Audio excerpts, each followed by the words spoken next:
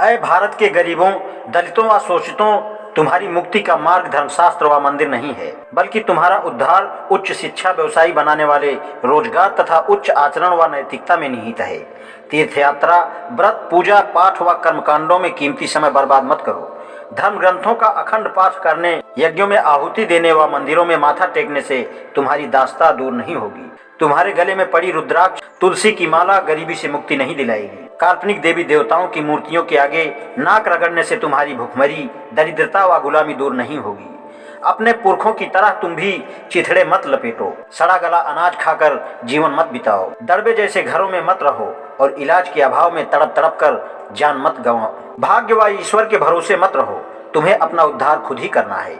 धर्म मनुष्य के लिए है, मनुष्य धर्म के लिए नहीं। और जो धर्म तुम्हें इंसान नहीं समझता वह धर्म नहीं, अधर्म का बोझ है। जहाँ ऊंच और नीच की व्यवस्था है वह धर्म नहीं, गुलाम बनाए रखने की साजिश है। गरीबों को अनपढ़ रखने की साजिश, गरीबों शोषितों के खिलाफ मौजूदा शिक्षा नीतियों की असलियत। शिक्षा में एक रूपता हो, अराजकता नहीं। साथियों, शिक्षा देश की भावी पीढ़ी के भविष्य का निर्धारण करती है, अतः इसमें एक रूपता होनी चाहिए, अराजकता नहीं।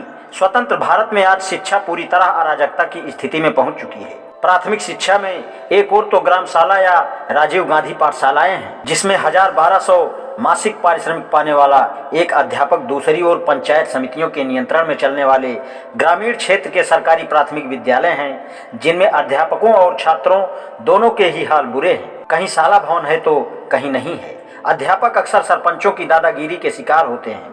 बच्चों को पढ़ाने के साथ साथ राजनेताओं की ताबेदारी का दायित्व भी उन पर आ जाता है। शहरी क्षेत्रों के सरकारी प्राथमिक विद्यालयों का नियंत्रण शिक्षा विभाग के पास होता है।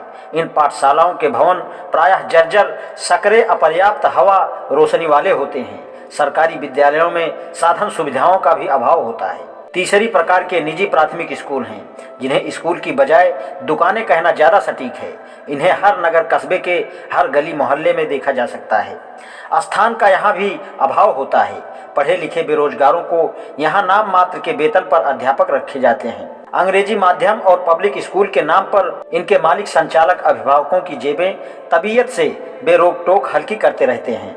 चौथी प्रकार के वे हाई फाई पब्लिक स्कूल हैं, जिनमें पढ़ाना अभिभावकों के लिए स्टेटस सिंबल होता है। इनमें प्रवेश भी बड़ी मुश्किल से मिलता है। तगड़ी एडमिशन फीस, डोनेशन और ना जाने क्या क्या तामझाम इनके होते हैं। ये स्कूल अभिजात्य और धनाढ्य लोगों के ही बूते के होते हैं। इन्हीं की तर्ज पर सरकारी नवोदय विद्यालय आरंभ किए, जिनकी संख्या हर जिले में 1 या 2 होती है। उच्च प्राथमिक और माध्यमिक तथा उच्च माध्यमिक विद्यालयों में भी इसी प्रकार सरकारी, निजी और पब्लिक स्कूल जैसी 3 श्रेणियां हैं। सरकारी विद्यालयों में गरीबों बच्चों, निजी विद्यालयों में माध्यम वर्ग के बच्चों तथा धनाढ्यों के बच्चे पढ़ते हैं। उच्च कॉलेज शिक्षा में सरकारी कॉलेज, प्राइवेट कॉलेज में 2 मुख्य प्रकार हैं। तीसरे प्रकार के Mayo college, saint Stephen, saint Xavier, Doon school, Vanasthali Vidyapith जैसी नामी गिरामी कॉलेज हैं, जिनमें पूर्व राजा महाराजाओं, धन्ना सेठों या वर्तमान राजनेता शासकों के बच्चे ही पढ़ सकते हैं।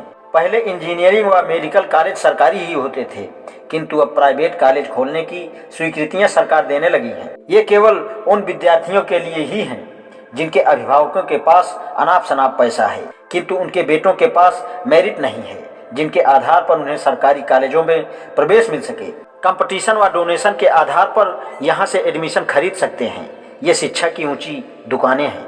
आज इतना ही, शेष कल। धन्यवाद।